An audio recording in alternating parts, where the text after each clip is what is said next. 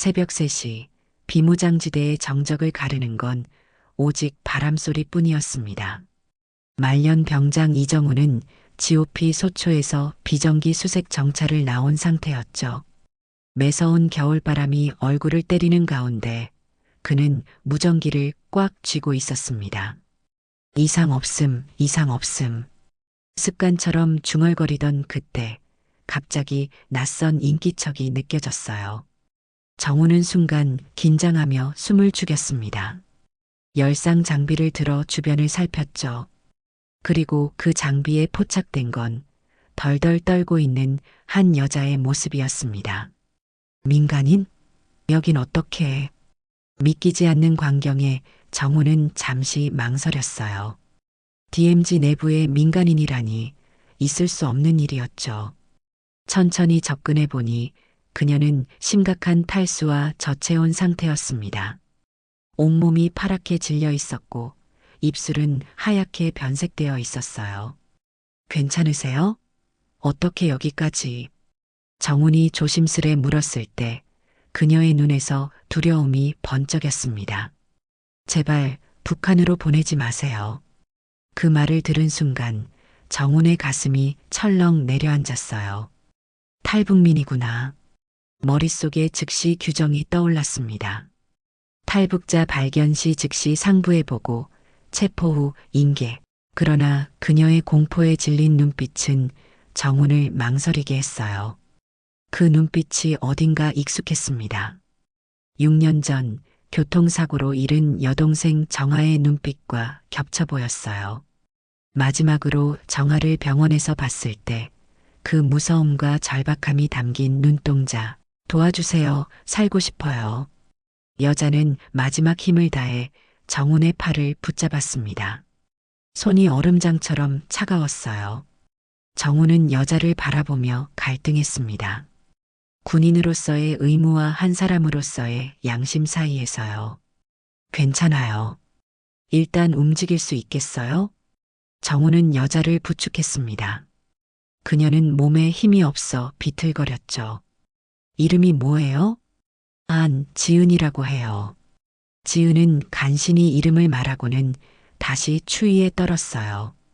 정우는 재빨리 자신의 방한 점퍼를 벗어 그녀에게 둘러주었습니다. 무전기가 곁에서 윙윙거렸지만 정우는 잠시 그것을 무시했어요. 규정대로라면 지금 당장 보고해야 하는데, 그러나 그 순간 정우는 여동생 정아를 구하지 못했던 그날의 무력감을 떠올렸습니다. 약속할게요. 안전하게 지켜드릴게요. 정훈의 목소리에서는 처음으로 군인의 기계적인 말투가 아닌 진심이 묻어났죠. 지은은 희미하게 미소 지었습니다. 그리고 그 순간 정훈은 자신의 군 생활 마지막 한 달이 완전히 달라질 것임을 직감했어요. 겨울의 DMZ는 매서운 바람소리로 가득했지만 정훈의 귓속에는 이미 폭풍이 몰아치고 있었습니다. 무전기를 손에 쥔 정훈의 손이 떨리기 시작했습니다. 규정대로라면 무조건 상부에 보고해야 합니다. 24개월간의 군 복무 동안 단 한 번도 규칙을 어긴 적 없었던 그였죠. 제발 한 번만 기회를 주세요. 지은의 애원하는 목소리가 다시 귓가에 맴돌았어요. 정우는 무전기를 내렸습니다. 전역을 앞둔 마지막 한 달, 이 결정이 그의 모든 것을 뒤흔들 수 있다는 걸 알면서도요. 여기서 가까운 폐초소가 있어요. 일단 그곳으로 가요. 정우는 지은의 몸을 부축했습니다. 바람을 막아주는 작은 참호를 따라 둘은 천천히 걸었어요. 발자국이 눈 위에 선명하게 찍혔지만 다행히 곧 다시 눈이 내리기 시작했습니다. 조금만 더 힘내요. 거의 다 왔어요. 지은은 간신히 다리를 움직였습니다. 추위와 공포, 그리고 극도의 피로가 그녀를 지배하고 있었죠. 폐초소에 도착한 정우는 조심스럽게 문을 열었습니다. 오랫동안 사람이 드나들지 않은 곳이라 먼지가 가득했어요. 여기서 잠시 쉬어요. 아무도 모를 거예요. 정우는 배낭에서 비상담요를 꺼내 지은에게 둘러주었습니다. 그리고 물통을 건넸죠. 조금씩 마셔요. 한꺼번에 많이 마시면 안 돼요. 지은은 떨리는 손으로 물통을 받아들고 조금씩 물을 마셨습니다. 정우는 잠시 그녀를 바라보았어요. 살아있다는 것만으로도 기적 같은 존재였습니다. 여기까지 어떻게 오셨어요?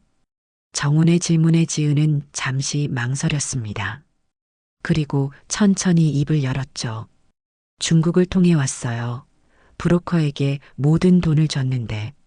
지은의 목소리는 떨렸습니다. 갑자기 브로커가 사라졌어요. 그리고 저는 이곳이 어딘지도 모른 채 홀로 남겨졌죠. 정우는 그녀의 이야기를 들으며 가슴이 아팠습니다. 목숨을 걸고 탈출했는데 또다시 배신당한 그녀의 심정이 어떨지 상상조차 할 수 없었어요. 지금은 안전해요. 제가 어떻게든 도와드릴게요. 정우는 확신 없는 말을 건넸습니다. 사실 그도 어떻게 해야 할지 막막했죠. 내가 지금 뭘 하는 거지? 자신의 행동이 군 생활을 망칠 수도 있다는 생각에 불안감이 밀려왔습니다. 하지만 여동생 정아를 떠올렸어요. 그날 정아가 사고를 당했을 때 누군가 도와줬다면 결과가 달라졌을까? 몸은 좀 어때요? 정훈이 물었습니다. 지은은 약하게 고개를 끄덕였어요. 괜찮아요. 당신 덕분에.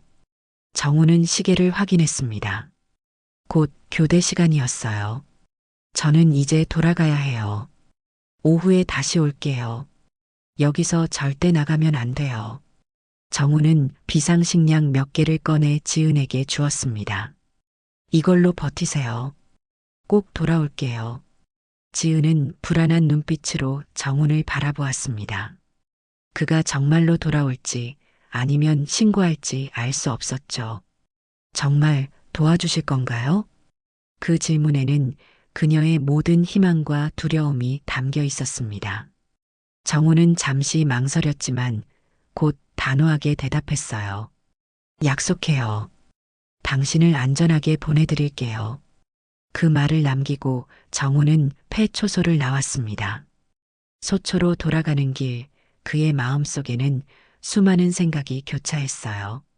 군인으로서의 의무, 인간으로서의 양심, 그리고 여동생에 대한 기억, 이 모든 것들이 뒤엉켜 그를 혼란스럽게 했지만 한 가지 확실한 것은 인간의 생명보다 중요한 규칙은 없다는 것이었습니다.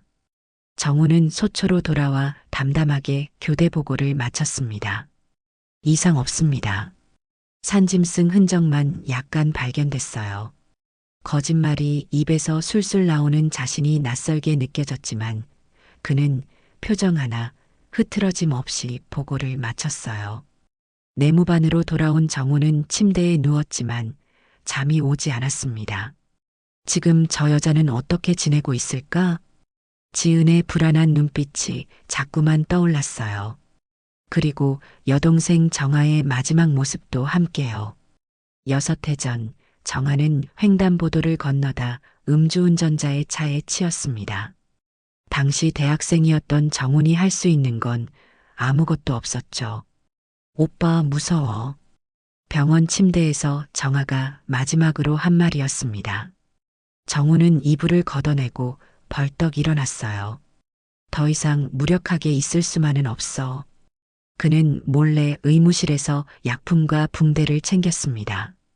그리고 식당에서 빵과 과일, 물도 몇 개 더 가져갔어요. 오후 순찰 시간을 기다리는 그 몇 시간이 정훈에게는 마치 몇 년처럼 느껴졌습니다. 드디어 오후 순찰 시간. 정훈은 자연스럽게 인적이 드문 경로를 택했어요. 아무도 눈치채지 못하게 폐초소로 향했습니다. 문을 조심스레 열자 구석에 웅크리고 있는 지은이 보였어요. 왔어요. 정훈의 목소리에 지은은 번쩍 고개를 들었습니다. 그녀의 눈에는 안도감과 함께 기쁨의 빛이 어렸어요. 정말 오실 줄 알았어요. 정훈은 가져온 물품들을 꺼냈습니다. 약이랑 먹을 것 가져왔어요. 어떻게 지냈어요? 지은은 조금 안정된 목소리로 대답했습니다. 덕분에 좀 나아졌어요. 근데 앞으로 어떻게 될지 두려움이 섞인 그 질문에 정훈도 답을 찾지 못했어요. 일단은 당신이 건강해지는 게 먼저예요. 그 다음엔 방법을 찾아볼게요. 정훈은 지은에게 약을 건넸습니다. 그리고 잠시 망설이다 물었어요. 북한에서 어떻게 살았나요? 그 질문에 지은의 눈빛이 흐려졌습니다. 침묵이 흐르다가 그녀는 천천히 이야기를 시작했어요. 살아가는 게 아니라 겨우 버텨내는 거였죠. 지은은 한북 청진에서 의사였던 아버지와 살았다고 했습니다. 하지만 아버지가 한국 드라마 시청 혐의로 체포된 후 지은의 삶은 완전히 무너졌어요. 밤마다 아버지가 보고 싶어 울었어요. 그리고 결심했죠. 여기 남한으로 가겠다고. 지은의 목소리는 떨렸습니다. 정우는 묵묵히 그녀의 이야기를 들었어요. 2달간의 탈북 과정, 중국에서의 숨막히는 도피, 그리고 브로커와의 만남까지 모든 돈을 줬는데 그 사람은 저를 이곳에 버려두고 사라졌어요. 지은의 눈에서 눈물이 흘렀습니다.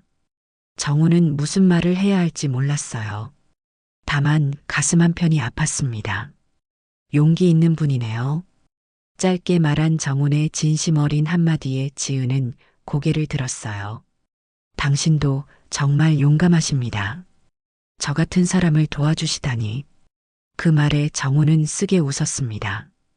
용감한 게 아니라 어쩌면 바보 같은 짓일지도 모르죠. 하지만 정훈의 마음 한편에선 이미 확신이 들고 있었어요. 사람을 돕는 일에 바보 같은 선택은 없다. 정훈은 자신의 군 생활을 떠올렸습니다. 늘 규칙을 따르고 질서를 지키는 삶이었죠. 군인이라서 규칙만 지키라고 있는 건 아니잖아요. 사람을 지켜야 하는 거죠. 그 말에 지은은 따뜻한 눈빛으로 미소 지었습니다. 시간이 흐르며 두 사람 사이에는 묘한 신뢰가 형성되고 있었어요. 경계의 선 너머로 그저 두 사람으로서 만나고 있었죠. 정우는 문득 자신이 전역하면 하고 싶은 일들을 이야기했습니다. 그리고 지은은 남한에서 꼭 해보고 싶은 것들을 수줍게 나열했어요. 폐초소안의 작은 대화가 두 사람에게 희망이 되어갔습니다. 다음 날도 그 다음 날도 정우는 틈틈이 폐초소를 찾았습니다. 지은의 건강은 조금씩 나아지고 있었어요. 열이 내리고 기력도 돌아오기 시작했죠. 역시 의사 선생님 딸이라 회복이 빠르네요. 정훈의 농담에 지은은 웃음을 지었습니다. 그녀의 웃는 모습을 본 건 처음이었어요. 아버지는 항상 말씀하셨어요. 몸은 마음이 건강해야 회복된다고. 지은의 목소리에는 아버지에 대한 그리움이 묻어났습니다. 정훈은 자신의 가족 이야기도 꺼냈어요. 제게도 가족이 있었습니다. 부모님과 여동생. 그는 정아에 대한 이야기를 조금씩 풀어놓았어요. 동생이 사고를 당했을 때 제가 곁에 없었습니다. 정훈의 목소리가 떨렸습니다. 그때 누군가 정아를 도왔더라면 결과가 달랐을까 하는 생각을 많이 했어요. 지은은 정훈의 손을 조심스레 잡았습니다. 그래서 저를 도와주시는 건가요? 정훈은 잠시 생각에 잠겼어요. 처음엔 그랬을지도 모릅니다. 하지만 지금은 그의 대답은 흐지부지 끝났지만 두 사람 사이에 깊어진 감정은 말로 표현할 필요가 없었습니다. 그렇게 일주일이 흘렀어요. 정훈은 매일 지은에게 음식과 필요한 물품을 가져다 주며 그녀의 회복을 도왔습니다. 동시에 탈북자들을 돕는 단체에 대한 정보도 몰래 수집했어요. 제 휴대폰이 있다면 좋을 텐데. 정훈은 아쉬워했습니다. 군대에서는 외부와의 통신이 제한적이었죠. 어떻게든 방법을 찾을 거예요. 약속해요. 정훈의 진심 어린 말에 지은의 눈에는 항상 감사함이 가득했습니다. 남한에 오면 뭐가 제일 하고 싶으세요? 어느 날 정훈이 물었어요. 지은은 잠시 생각하더니 대답했습니다. 번화가를 자유롭게 걷고 싶어요. 아무 생각 없이 아무도 감시하지 않는 그 소박한 꿈에 정훈은 가슴이 아팠어요. 그리고 의사가 되고 싶어요. 아버지처럼. 지은의 눈빛에는 단호함이 서려 있었습니다. 정훈은 지은의 꿈이 이루어지는 모습을 상상했어요. 하얀 가운을 입고 환자를 돌보는 지은의 모습, 문득 그는 자신도 그 모습을 함께 보고 싶다는 생각이 들었습니다. 하지만 현실은 녹록지 않았어요. 바로 그날 오후 다른 소초 병사가 폐초소 주변을 수색하는 일이 생겼습니다. 여기 주변에 뭔가 이상한 것 같아. 동료 병사의 말에 정훈의 심장이 쿵 내려앉았어요. 뭐가 이상해? 겉으로는 태연하게 물었지만 속으로는 식은땀이 흘렀습니다. 발자국 같은 거, 누가 들락날락한 것 같더라. 동료는 의심스러운 눈빛으로 정훈을 바라보았어요. 아, 내가 가끔 여기로 순찰 나오거든. 내 발자국 아닐까?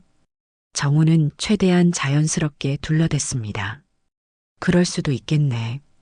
근데 왜 폐초소 쪽으로 순찰을 돌아? 질문이 계속될수록 정훈은 초조해졌어요. 그냥 좀 더 꼼꼼하게 확인하려고. 다행히 그 이상의 추궁은 없었지만 정훈은 위험을 직감했습니다. 이제 시간이 얼마 없어. 그날 저녁 정훈은 지은에게 상황을 설명했어요. 이제 다른 사람들이 의심하기 시작했어요. 빨리 당신을 안전한 곳으로 보내야 해요. 지은의 얼굴에 공포가 스쳤습니다. 어떻게 여기서 나갈 수 있을까요? 정훈은 결심한 듯 말했어요. 제 저녁까지는 3주 남았습니다. 하지만 그렇게 오래 기다릴 수는 없어요. 그는 지도를 펼쳐 지은에게 보여주었습니다. 이 경로로 가면 민간인 통제구역 끝까지 갈 수 있어요. 그곳에서 제가 알아본 단체 사람들이 당신을 맞이할 수 있도록 할게요. 지은은 불안한 눈빛으로 지도를 바라보았어요. 정말 가능할까요? 정훈도 확신이 없었지만 그는 단호하게 고개를 끄덕였습니다. 가능하게 만들겠습니다. 당신을 위해서. 그 순간 지은의 얼굴이 창백해지더니 갑자기 쓰러졌어요. 지은 씨, 괜찮아요? 정훈이 급하게 그녀의 이마에 손을 대보니 다시 고열이 올라 있었습니다. 이런, 상태가 더 나빠졌어. 정훈은 초조함에 손이 떨렸어요. 이런 상태로는 탈출 계획을 실행할 수 없었습니다. 하지만 시간은 계속 흘러가고 있었죠. 지은의 고열은 쉽게 내리지 않았습니다. 정훈은 가져온 해열제를 먹이고 물수건으로 열을 내리려 노력했어요. 괜찮아질 거예요. 조금만 더 버텨요. 지은의 이마에 물수건을 얹으며 정훈은 속으로 기도했습니다. 의무병이 아닌 자신의 한계를 절감하는 순간이었죠. 제대로 된 치료가 필요해. 이대로는 위험해. 밤새 지은을 간호하던 정훈은 무거운 결심을 했어요. 외부의 도움이 필요했습니다. 조금만 기다려요. 제가 도움을 구해올게요. 지은은 희미하게 눈을 떴습니다. 열에 들떠 흐릿한 시선으로 정훈을 바라봤어요. 가지 마세요. 무서워요. 그 말에 정훈의 가슴이 아팠습니다. 동생 정아가 마지막으로 했던 말과 똑같았으니까요. 꼭 돌아올게요. 약속해요. 정훈은 지은의 손을 꼭 잡았습니다. 소초로 돌아온 정훈은 과감한 결정을 내렸어요. 예전에 탈북자 송치 경험이 있다고 알려진 김 중사에게 도움을 청하기로 한 겁니다. 통신실에서 정훈은 조심스럽게 외부 전화를 연결했습니다. 김 중사님께 연락드려야 하는데요. 개인적인 상담이 필요합니다.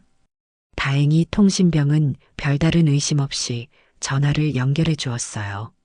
여보세요? 김 중사님. 정우는 최대한 모호하게 상황을 설명했습니다. 특별한 도움이 필요한 사람이 있습니다. 북쪽에서 온.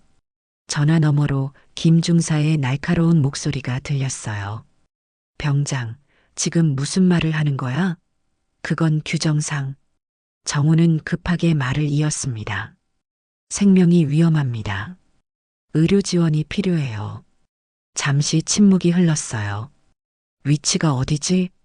김 중사의 물음에 정우는 안도의 한숨을 내쉬었습니다. 하지만 그 순간 통신실 문이 벌컥 열렸어요. 소대장이 들어온 겁니다. 뭐 하는 거야, 이 병장? 정우는 순간 얼어붙었습니다. 통화 내용을 얼마나 들었을까? 개인 상담 전화였습니다. 저녁 후 진로 관련해서 소대장은 의심스러운 눈길로 정훈을 바라봤어요. 진로 상담? 김 중사한테? 질문이 날카로웠습니다. 정훈은 침착하게 대답했어요. 네, 군 경력을 살릴 수 있는 일에 대해 조언을 구하고 있었습니다. 소대장은 잠시 정훈을 응시하더니 고개를 끄덕였습니다. 그래, 저녁 얼마 안 남았지? 근데 이상한 짓 하지 마라. 정훈의 등에서 식은땀이 흘렀어요. 네, 소대장님. 소대장이 나간 후 정훈은 깊게 한숨을 내쉬었습니다. 위험했어. 하지만 이미 김 중사와의 연락은 끊어진 상태였죠. 다시 연락하기엔 너무 위험했습니다. 그날 밤 정훈은 다시 폐초소로 향했어요. 지은의 상태는 더 나빠져 있었습니다. 열이 계속 오르고 의식도 희미해진 상태였어요. 지은 씨, 제가 왔어요. 정신 차려요. 정우는 안타까운 마음으로 지은의 얼굴을 쓰다듬었습니다. 이대로는 안 된다는 생각이 들었어요. 내일 밤에 여기서 탈출해요. 정우는 결심했습니다. 아무리 위험해도 이곳에서 지은을 더 있게 할 수는 없었어요. 잠시 후 지은의 눈이 희미하게 떠졌습니다. 당신은 왜 이렇게까지 해주세요? 그 질문에 정우는 잠시 말을 잃었어요. 왜일까? 처음엔 동생 정아와 닮아서였을지 모릅니다. 하지만 지금은 사람이니까요. 사람으로서 당신을 그냥 두고 볼 수 없어서요. 그 말은 진심이었습니다. 하지만 정훈의 마음속에는 더 깊은 감정이 싹트고 있었어요. 지은을 바라보는 시선이 달라졌다는 것을 그 역시 느끼고 있었죠. 내일 밤 반드시 당신을 안전한 곳으로 데려갈게요. 정훈은 단호하게 약속했습니다. 소초로 돌아가는 길, 정훈의 마음은 복잡했어요. 이제 자신의 군인 생활은 끝날지도 모른다는 생각이 들었습니다. 규정을 어기고 탈북민을 도왔다는 사실이 밝혀지면, 하지만 그는 후회하지 않았어요. 지금 내가 하는 일이 진정한 군인의 역할이야. 그 확신으로 정훈은 마지막 탈출 계획을 세웠습니다. 하지만 정훈이 모르는 사이 그의 행동은 이미 누군가의 눈에 포착되고 있었어요. 소대장은 정훈의 이상한 행동을 직감적으로 의심하고 있었습니다. 이 병장이 뭔가 숨기고 있어. 소대장은 조용히 정훈의 동선을 추적하기 시작했어요. 폐초소 방향으로 자주 사라지는 정훈. 그리고 통신실에서의 수상한 통화. 모든 퍼즐 조각이 맞춰지고 있었습니다. 이른 새벽 정훈은 마지막 탈출 계획을 점검했습니다. 그가 찾아낸 경로는 위험했지만 가능성은 있었어요. 폐초소에서 동쪽으로 3km가량 이동하면 민간인 통제구역 경계선이 나왔습니다. 그곳에서 다시 남쪽으로 2km를 더 가면 작은 마을이 있었죠. 그곳까지만 가면 정우는 손에 땀이 배는 긴장감 속에서 준비를 마쳤어요. 야간 정찰복과 응급처치 키트, 비상식량, 그리고 민간인 옷가지까지 모든 것이 준비되었습니다. 그날 오후 정우는 평소처럼 자연스럽게 폐초소로 향했어요. 하지만 등 뒤로 시선이 느껴지는 듯한 기분이 들었습니다. 누가 나를 지켜보고 있나? 그는 주변을 경계하며 조심스럽게 발걸음을 옮겼어요. 폐초소에 도착한 정우는 지은의 상태를 확인했습니다. 다행히 열은 조금 내려간 상태였어요. 오늘 밤이에요. 준비됐나요? 지은은 약하게 고개를 끄덕였습니다. 당신만 믿어요. 그 말에 정우는 더욱 결연한 의지를 다졌어요. 저녁 점호 후 자정에 다시 올게요. 그때 함께 떠나요. 정우는 지은의 손을 꼭 잡았습니다. 그리고 문득 용기를 내어 말했어요. 지은 씨, 모든 게 끝나면 우리 다시 만나요. 지은의 눈이 놀라움으로 커졌습니다. 정말 그래도 될까요? 정우는 미소를 지었어요. 네, 꼭 다시 만나요. 약속해요. 그 말을 남기고 정우는 폐초소를 나왔습니다. 소초로 돌아가는 길, 그는 결연한 표정으로 앞을 바라봤어요. 이제 돌이킬 수 없어. 소초에 돌아온 정우는 평소처럼 행동하려 노력했습니다. 하지만 그의 행동은 이미 소대장의 레이더에 포착된 상태였어요. 저녁 식사 시간. 소대장이 갑자기 정훈 옆에 앉았습니다. 이병장, 요즘 뭐 고민 있냐? 갑작스러운 질문에 정훈은 잠시 당황했지만 침착하게 대답했어요. 아니요, 특별히 없습니다. 소대장은 의미심장한 미소를 지었습니다. 그래, 나는 내가 뭔가 큰 결정을 한 것 같던데. 그 말에 정훈의 심장이 빠르게 뛰기 시작했어요. 알고 있는 건가? 하지만 소대장은 더 이상 아무 말도 하지 않았습니다. 그저 의미심장한 눈빛으로 정훈을 바라볼 뿐이었죠. 점호 시간이 지나고 내무반은 조용해졌습니다.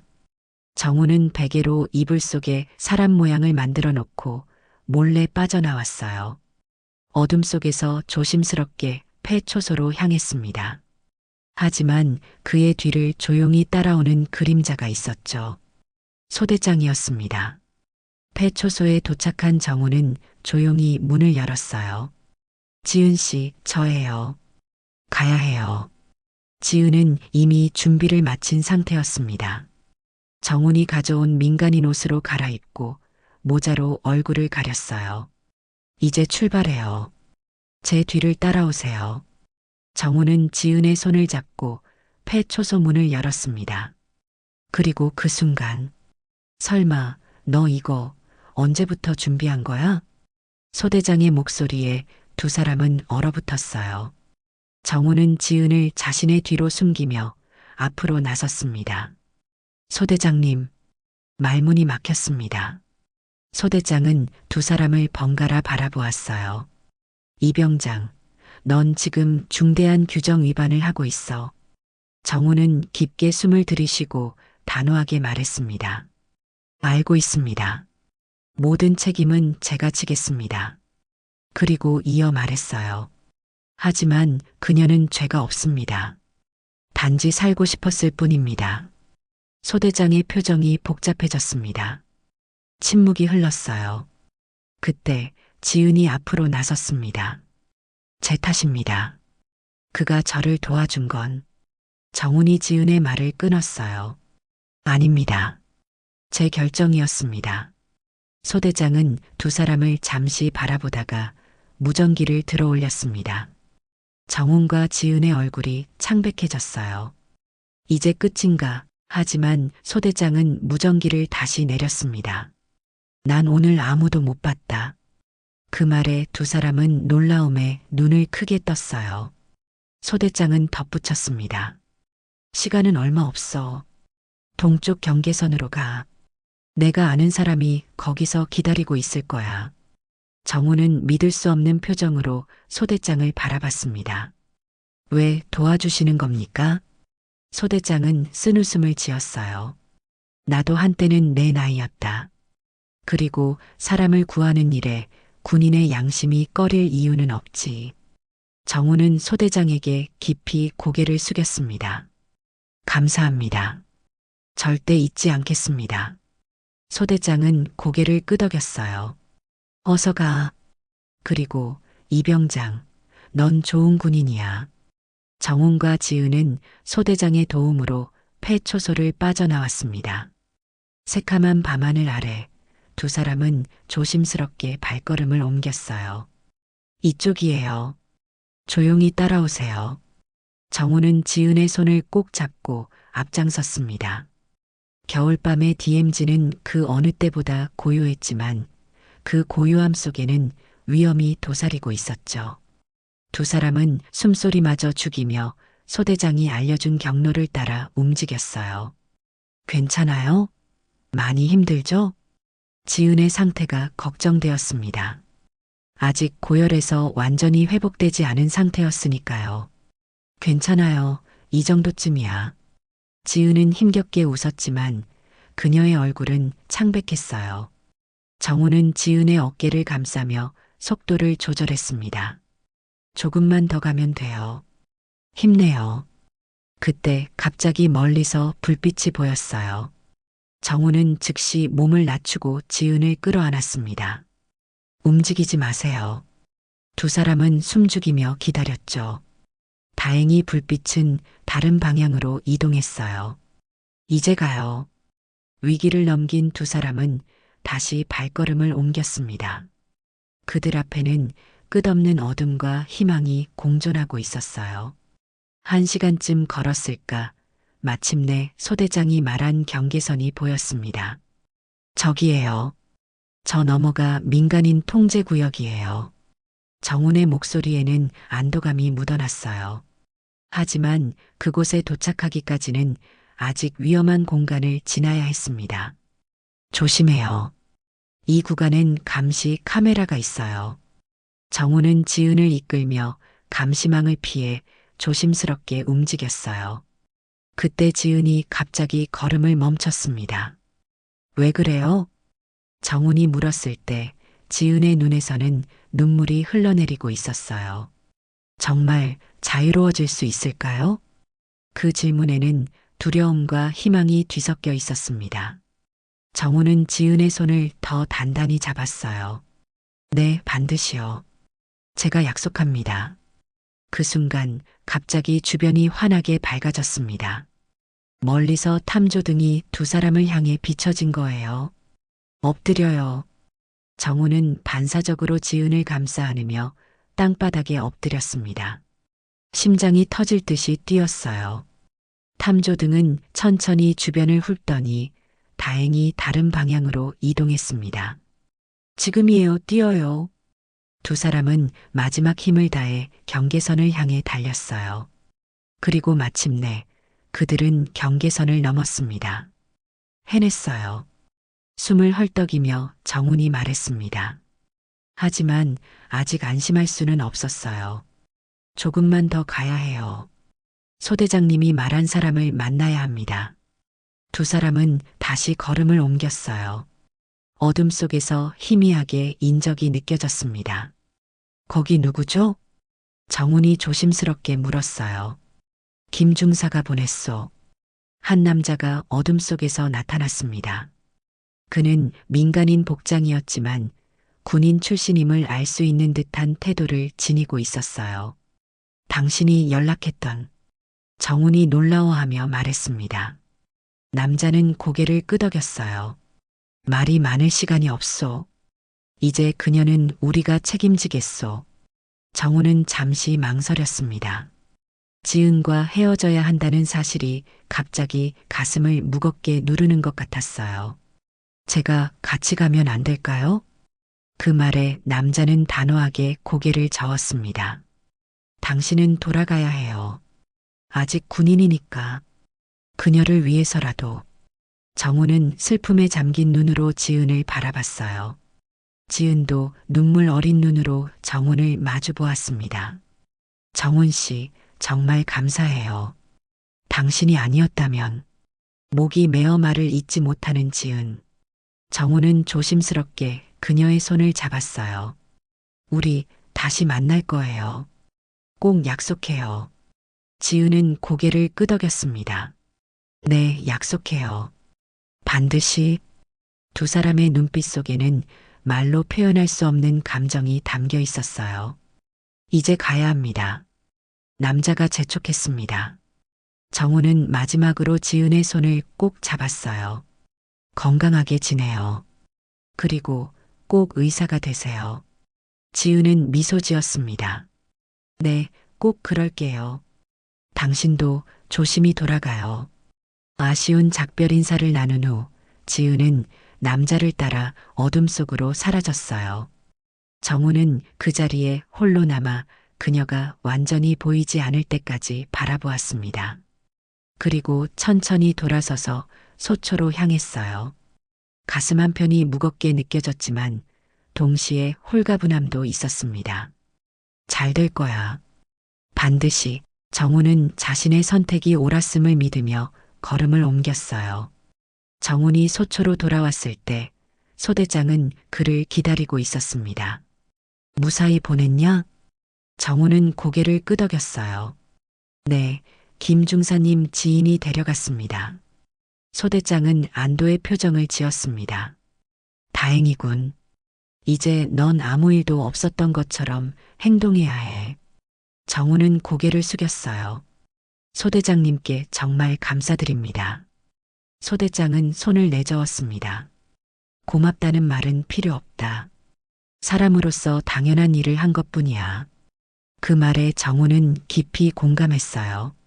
사람으로서 당연한 일, 그것이 바로 자신이 지은을 도운 이유였습니다. 며칠 후 예상대로 정우는 징계성 보직 이동 처분을 받았어요. 표면적 이유는 야간 경계 근무 이탈이었습니다. 하지만 부대 내에서는 은근히 그의 행동에 대한 소문이 퍼졌어요. 이 병장이 탈북민을 도왔대. 목숨 걸고 국경을 넘어온 사람을 구했다더라. 수군거림 속에 묘한 존경심이 섞여 있었습니다. 정우는 묵묵히 남은 군 생활을 마쳤어요. 매일 밤 그는 지은이 무사히 정착했는지 궁금해했습니다. 잘 지내고 있을까? 저녁일이 다가왔습니다. 병영을 떠나기 전 소대장이 정훈을 불렀어요. 이 병장, 내가 한 일은 군인으로서 규정 위반이었지만 소대장은 잠시 말을 멈추었다가 이어갔습니다. 사람으로서는 옳은 일이었다. 그걸 잊지 마라. 정우는 깊이 고개를 숙였어요. 네, 소대장님. 평생 기억하겠습니다. 그렇게 정우는 2년간의 군 생활을 마치고 전역했습니다. 민간인 세계로 돌아온 그는 대학 복학 준비를 시작했어요. 하지만 그의 마음 한편에는 항상 지은에 대한 생각이 자리하고 있었습니다. 약속했어. 다시 만나기로. 어느 봄날 오후 정우는 대학 캠퍼스에서 수강 신청을 마치고 나오는 길이었어요. 벚꽃이 흩날리는 가운데 그는 문득 발걸음을 멈췄습니다. 캠퍼스 벤치에 앉아 책을 읽고 있는 낯익은 뒷모습이 보였어요. 심장이 빠르게 뛰기 시작했습니다. 설마 정우는 천천히 그 사람에게 다가갔어요. 지은 씨? 책을 읽던 사람이 고개를 들었습니다. 바로 한지은이었어요. 정훈 씨. 지은의 눈이 놀라움과 기쁨으로 빛났습니다. 두 사람은 한동안 말없이 서로를 바라보았어요. 어떻게 여기에? 정훈이 겨우 입을 열었습니다. 지은은 미소를 지었어요. 예과 학생이에요. 의대 준비 중이죠. 정훈은 놀라움을 감추지 못했습니다. 정말요? 꿈을 이루고 있군요. 지은은 고개를 끄덕였어요. 약속했잖아요. 아버지처럼 의사가 되겠다고. 두 사람은 캠퍼스 길을 따라 천천히 걸었습니다. 지은은 남한에 정착한 후의 이야기를 들려주었어요. 정부의 지원으로 학업을 시작했고 의대 진학을 준비하며 열심히 살고 있다고 했습니다. 그런데 어떻게 저를 찾았어요? 정훈이 물었어요. 지은은 수줍게 웃었습니다. 찾은 게 아니에요. 우연이죠. 아니, 운명이라고 해야 할까요? 정훈도 미소 지었어요. 그러게요. 운명인가 봐요. 두 사람의 눈빛 속에는 말로 표현할 수 없는 깊은 감정이 담겨 있었습니다. 정훈 씨, 고마워요. 제 인생을 구해주셔서. 지은의 목소리가 떨렸어요. 정훈은 천천히 손을 내밀어 지은의 손을 잡았습니다. 이제는 내가 당신 곁에 있어도 될까요? 그 말에 지은의 눈에서 눈물이 흘러내렸어요. 네, 함께해요. 그로부터 1년 후 벚꽃이 다시 만발한 봄날. 정훈과 지은은 작은 예식장에서 결혼식을 올렸습니다. 하객은 많지 않았지만 그 자리에 소대장의 모습도 있었어요. 축하한다, 이병장. 소대장은 정훈의 어깨를 두드리며 말했습니다. 감사합니다. 소대장님이 아니었다면 이날도 없었을 거예요. 소대장은 미소 지었어요. 아니다.